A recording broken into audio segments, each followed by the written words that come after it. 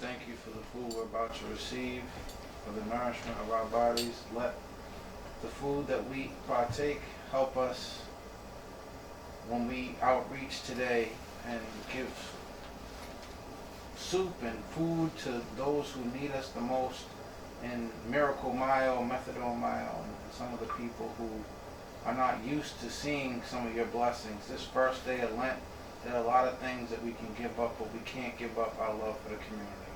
In your name, amen. Amen. Beautiful. That's white. We call it white butter, but it's just like a sour cream, but it's Honduran. It's a little bit more richer than sour cream. Okay. I like So- when we do that. We do. So as we sit down here to partake in Unice's kitchen, Unice's Kitchen. We're going to have the chef herself tell us what's going on. So, okay, as I've said before, as I was making the food, this is a traditional Honduran food. My name is Unice, by the way, of Unice's Cuisine, and you're in Unice's Kitchen. So I made refried beans, right here, fried fish, red snapper. This is our traditional breakfast, and fritters. And these are tortilla. Everything is made from scratch. Everything was made from scratch. The tortillas and the fried dough, we call it fritters. And this is a gravy, consists of onion, peppers, red onions, red pepper, garlic, cilantro, and of course, self-explanatory, avocado. I don't like the way that one looks, but anyways, it's usually a little bit prettier than that. And this is our white butter. We call it white butter, but it's like a sour cream base from Honduras, but it's a little bit richer. So, and of course, this is marinated red onions right here. So they're here. They're gonna enjoy the food. I'm just gonna watch because I'm a little bit too nervous. Right. So we have two people also from the West Indies. You are from Honduras, you are from Haiti, and you are from Trinidad.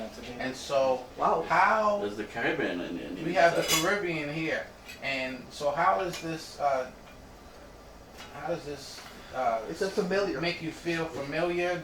Are there some similar dishes that you all have in Trinidad? So very, very similar to the dishes that was made here today. Especially the fried the red snapper, the avocado, the sauce. Two very, I would say, indigenous recipes that is also very, I would say, alike from Trinidad and Tobago to the sister isle Yeah. of the host. And I can't speak much for Haiti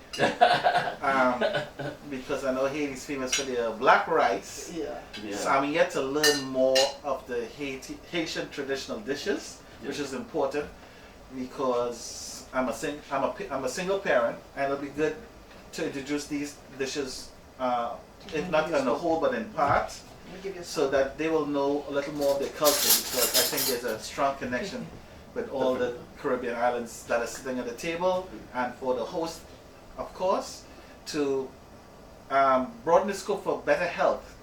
This is not just a cooking show, but it's a health and a wellness show to eat better and healthier than the traditional American way of eating, pancakes and syrup and just cold cereal and milk and stuff like that.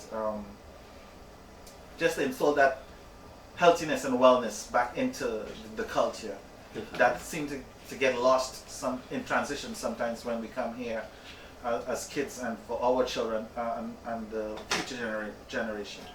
Yeah, especially they say sometimes we don't have time. We have to buy the box, the frozen stuff, you know, Correct. and we can make them time to cook.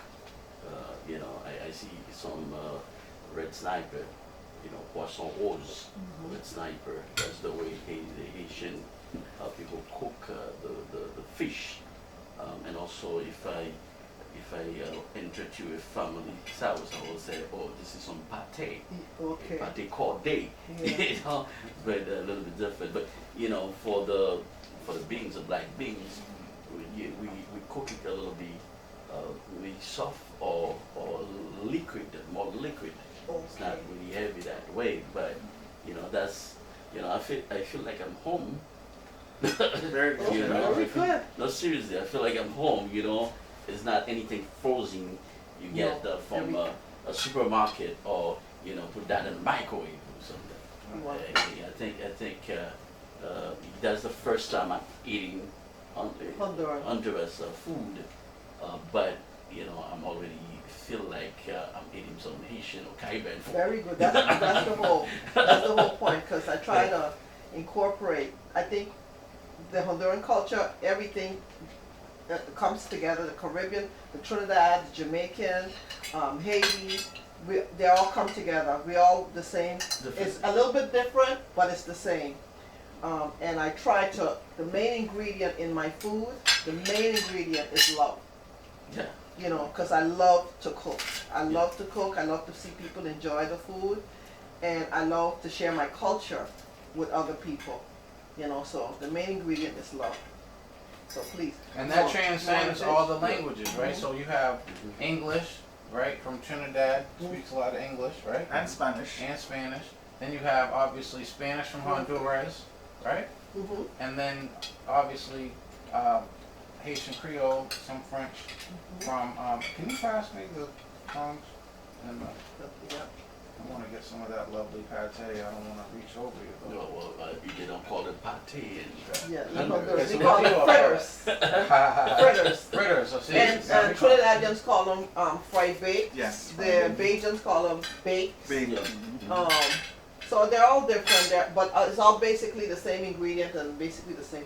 If you'd like me to heat it up, because it's been sitting there for about Oh, at that's least okay. half an hour, it's fine. That's good, that's good. Because when I called you, I thought it was closer. Because I called to make sure. Yeah. Mhm. No, no problem. Very good. Would you like anything to drink? That's some water for me. Water? Yeah. Do you have any of your son's special? He didn't make any more? Oh, no, he don't have it. No, he has no more. And he sold them out Mhm. Anything on soft? Friday. Anything soft will be fine. Okay, Okay. all right, let me here. Because Well, son, what do you think? Food, Very good. because you're born here, even you got the African blood. No, the main thing is that you don't. Part of it is that most people don't have time to cook, and so Or they don't make you're time to working, cook. you're rushing home. Mhm. You throw something in the microwave, and you get fat. That's what happens in America. That happens. A lot of certainly African Americans have a problem with diabetes. You have a problem with high cholesterol, and that comes from pre-made, frozen, usually microwave food. Yeah, yeah. I think there's some tea if you'd like. Yeah, it's like some tea. That'd be great. Get some tea. Just burn some fatty thing. Mm-hmm. Now this is healthy food, and what I love about it is that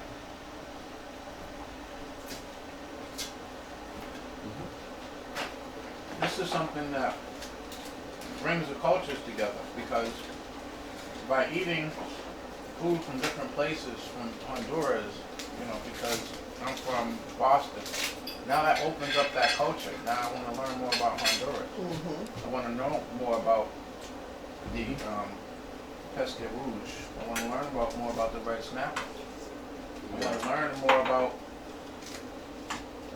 pescado versus That's the different languages. So saying that's the fish black in different ways. The beans. black beans, yeah.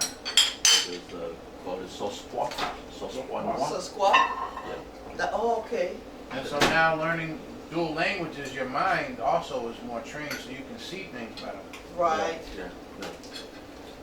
Make you more connected with that culture.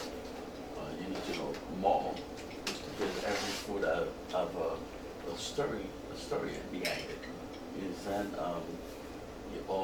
maybe your grandparent used to cook that food, and especially in Texas and the Haitian community, when people make the soup, we make every Haitian who knows the history about Haiti, they know they make the soup every 1st of January, because this is the Independence Day. Pumpkin soup. Oh, Yeah, okay. the soup, and that's why it makes you learn more about that culture, that country. You know what I mean? Because we don't make food for fun. We make food because there's something behind that. It's- Look at where Tito was thinking about putting his weed dispensary, that could be a restaurant. Because just because one type of business doesn't succeed, not that we don't want Tito to get his weed dispensary, but if one business isn't a good fit for a space, we need to find another business that is. Yeah. Nubian Square has the same problem. What do you do after 5 o'clock in Nubian Square? Where do you go? Well, you know, I do remember a couple of years ago, one of city council of District 5 said you want the Marathon look like, you know, Rosendale Square. But, you know, just to block the Haitian and the black community back then Marathon. Because he was looking for vote. But, you know, and you know, it's not happening. You know, that's over 5 years ago. And I do remember when he said that, I was one of the reporter, and he was in front of one of the biggest Haitian business in Marathon. Said, So is this Tim McCarthy? well, of course, yes. You know your politician better than I do. You know, and he said, well, we would like to, you know, Marathon to be like Rosendale Square, but nothing happened. Well, it sounds good, but part of what is good now is that there's a lot of traffic that comes through Mattapian Square. Like one of the things we need to start doing is realizing the power we have to stay with them. We're gonna start diverting this traffic because they're not stopping here. That's part of the problem. All that traffic that comes through Mattapian Square, there's no reason for them to stop. Well, no problem. They can stop, but if I pass through Marathon, I'm going to Milton, I'm going to Kenton, you know, Wendorf or you know the South. They make you say, oh, you can pass through. Don't stay there because they don't want anything happen to you. You see what I mean? We need to make the community safer, and we, as we live in that community, you know, we need to trust each other, right? You know, I'm not different than the Honduras people. Right. I'm not different than the Jamaican. I'm not different because sometimes the politician make you look like you're different. You know, don't deal with this guy because he's Haitian. You understand? Don't do this lady because you know he's coming from Honduras. They make you not to put ourselves together to do something. Separate. The separate and divide us. Divide and Right. Separate. That's how they conquer us. Divide Yeah, and conquer. definitely. Yeah, divide definitely. and conquer, right? Exactly. We need to work on that. You understand? Or you know, you African American. Yeah, you born here, but this guy coming from Haiti, you know, he gonna take over your place. You know, stay away from this guy. You see what I mean?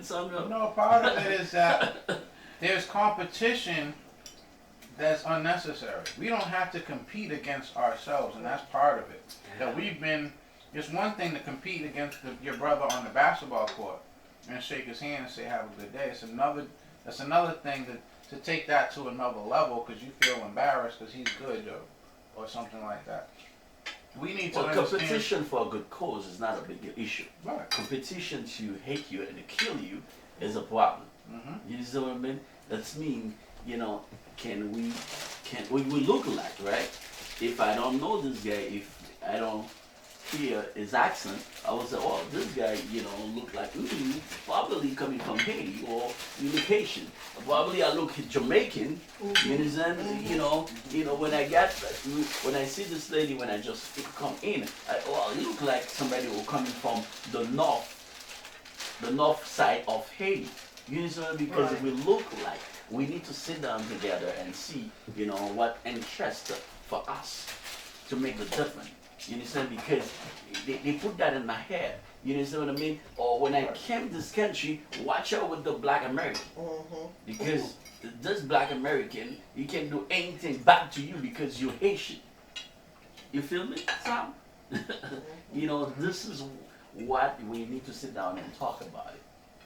I'm not different. You're not different. We're not. You know, Part of that when they say African American, they include me, they include the Indian people, they include the Jamaican. They're talking about all of us because That's an right. American was a person of color not born in Europe. And we have to start taken control of our history.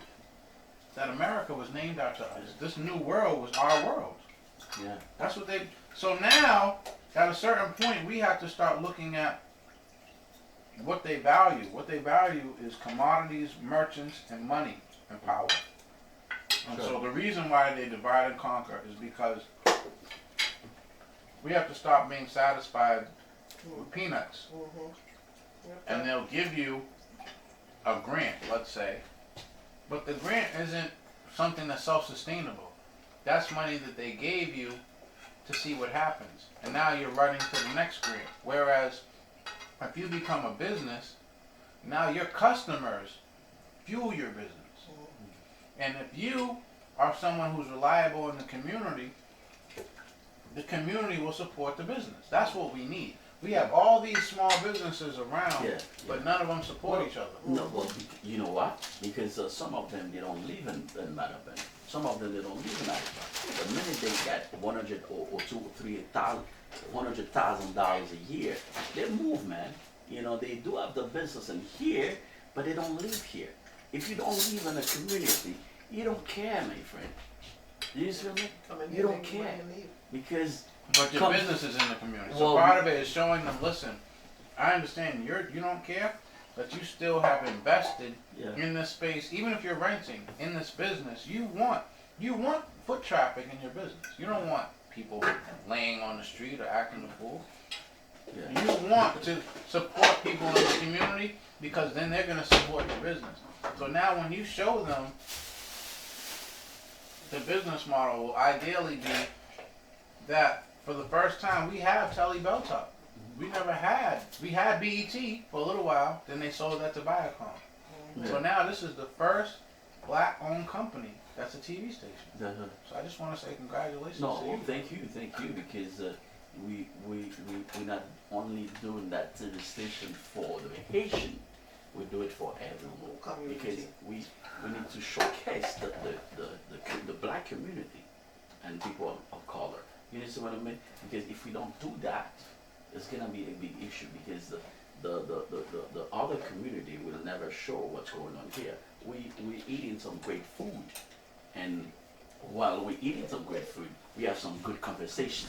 You know what I mean? And I tell you exactly what I feel and the way I see things because I grew up with another country. When I came here, I didn't speak English at all. But really? Come on, man. Oh, wow. No, so how long did it take you to learn English? Well, let's not talk about that. The reason I say that is because there's so many people, African Americans, people like myself, that can only speak English. Yeah, because only speak one language because they're lazy. They don't want to learn. It's not about lazy. It's about the way they say, "Oh, don't deal with me," because being go up with the Haitian, you should speak Creole, but they don't want you to speak Creole. Because if you do speak Creole, you will definitely understand my feeling. You will definitely understand where I'm coming from. Right. They don't want you to know, my friend. Right. Do you see what I mean? They don't want you to know. Because I will explain exactly what I feel about the slavery. I will exactly explain to you,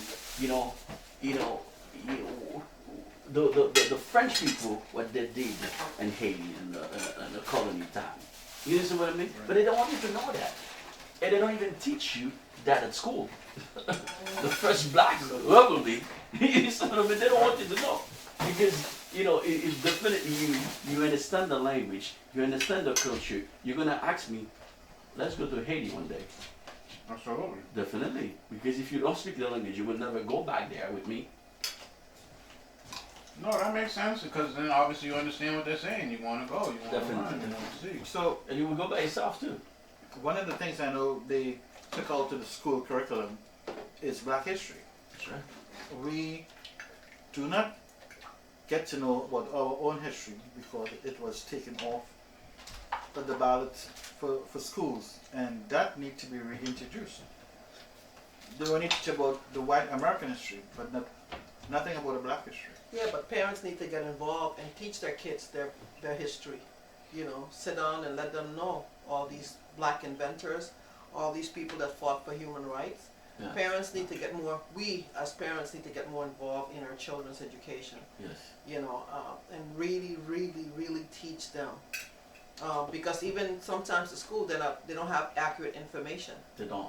We have to do our own research Mhm. and let our kids know what our history is, So for all the kids that are home now doing school, work at home, I think now is a very good opportunity to do so. Mm-hmm. Yeah. But they did teach you about, Christopher Columbus. Right. Yes. You know what I'm saying? This And guy. they say he discovered the West Indies. He didn't. There were two distinct and Pacific people that were already in the Caribbean when Christopher Columbus came to the Caribbean. It was the Caribs and the Arawaks. Mm-hmm. They Yeah. were on all the islands in the Caribbean. So how could you discover somewhere that already have people? What you're trying to say, the Caribs and the Irish weren't people? Yeah. So Christopher Columbus did not discover anywhere. History needs to be What did he rewritten. stole? But part of what we need to do is we also need to rename some of our streets. Because all of our streets are named after these people. So instead of Washington Street, maybe you call it Denzel Washington Street. Maybe Yeah. call it George Washington Carver Street. Not to joke around, but also so people start to see themselves, because there are rainy days, there are times when you're low, and you need just that little spark. And if you look around on every corner, there's a star with a McKenzie, or a McCarthy, or Yeah. some name that you can tell is not your family's last name. And so at a certain point, we have to realize part of the power of suggestion. When we watch TV, we see images that don't look like us. When we read our textbooks, or our children's textbooks, we don't see images that look like us. And then we wonder why our kids come home with blonde hair. There's nothing wrong with them coming home with blonde hair, but now we need to make sure, are you just doing that for fun? Or do you hate yourself? Because the point is that now some of these kids want to be redheads and blonde hair, and they're wearing colored contacts, and they really hate themselves. Yeah. They make you. That's the problem. I'm in love with this. Yeah. You gotta forgive me. Well, can you bring some of that over? I haven't even tasted it yet. I didn't want to reach over and be rude, but I can give it to you. that's for sure. But I definitely want to This is try the some kind of this. food that you can't be a single man to eat. This is the kind of food for a family man who's working hard, have to take care of the family. Definitely. When you eat this kind of food as a single man, you get problems. You get problems and issues. This is the kind of food you want to Yeah. come home to, right? That's it. That's. Yeah. Well, thank you for the food, because this is a very great and it's natural. It's great food, it's great conversation. Yep. We need that. You gotta continue. Even as a small, group, but by taking belt up or by through the television, we can make people see what we've been doing, and the Haitian Right. community all, and the Manapin all, and the black community, because if we don't do something, people don't going to do it for us. Right. Exactly.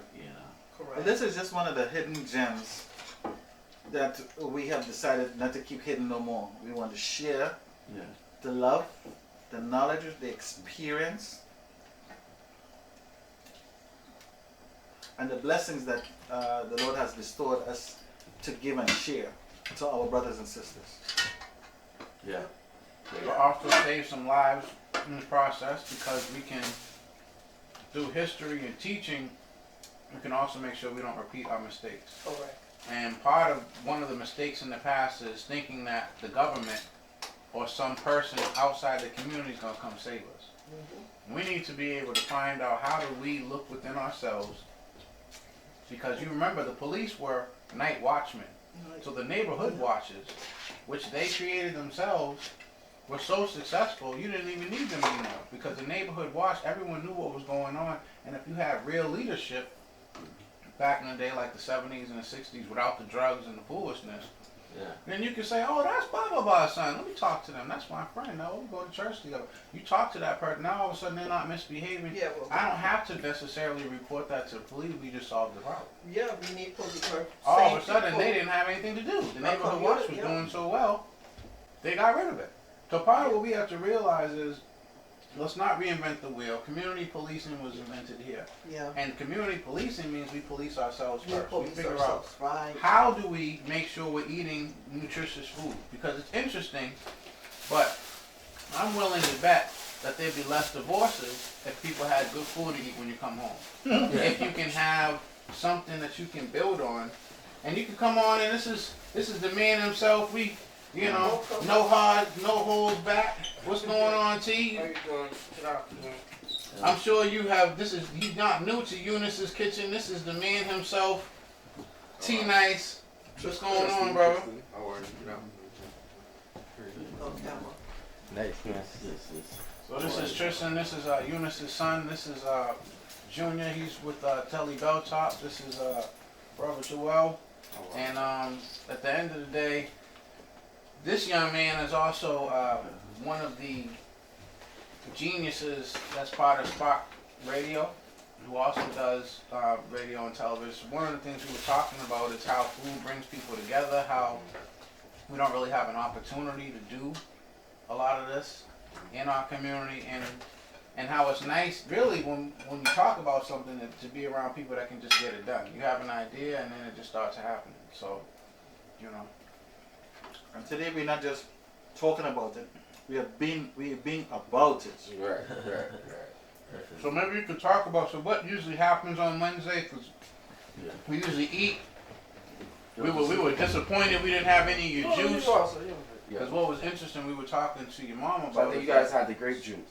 Probably the grape juice and the strawberry. What was interesting is that I know you make the actual juice as liquid, but we were talking about in the summertime having that slushy effect, because that happens Right. with the snow. Right. That actually was good. Can you think about Italian ice or something? Yeah. You know. But the other thing we were thinking about is obviously on Wednesdays you also Big pot of soup today so we can go out and feed the homeless. So we're encouraging everyone to go out and, you know, do their part because it's needed. The people out there, they really appreciate it. They're grateful, and it's something that they look forward to. So we can all do a little bit at a time, you know. Yeah. I do my part, you do your part, and you know we get them fed, give them something to eat, some clothing. Sometimes they need coats, blankets, scarves, gloves, and some little sweets, and they're happy. They're happy. So, you know, like I said, they're very grateful. I'm not. People ask me if I'm not scared, but no, never. I feel very comfortable.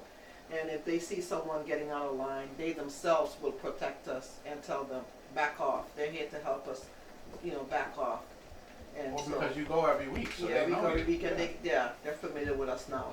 So That's awesome. it's good. Soup now. What kind of soup is that? It's chicken soup. Okay. This is a big pot of chicken soup. You know, it has cabbage, carrots, cilantro, lots of seasoning. Like I said, everything I do, I try to put love into it so that they can enjoy it. And it's hot. I make it a little spicy because I think they love the spice. You know, some hot pepper. And again, we take some dessert. Sometimes I make banana bread or some type of dessert. My friend Marlene, she'll make sorrel, a sorrel drink, and there's some type of dessert. And sometimes whatever we get from the pantry, we incorporate it in this. You know, sometimes we get desserts and we take them there, and those people are so, like I said, so appreciative. So please, everyone, you know, let's go out there. You don't have to go find a partner. Maybe 2 or 3 people. One hand out the utensils. One gives the soup, and then the other person that's there can pass out the gloves, the coats, the scarves, and blankets. Great. You know, so thank you. This is just the beginning. We're just getting started. This is COVID-19, so we're socially distancing, 6 feet apart at the table, as you can see. But it's also family here. This is Unice's kitchen, and so I'm looking forward to seeing what we can actually do here in the community. Thank you, Tristan, for everything that you do, you know, here in our community with the juice and everything else. Shout out to you, Unice, and let's make it happen. Okay. Thank you for joining me in my kitchen. I'm Unice of Unice's Cuisine, straight from Honduras.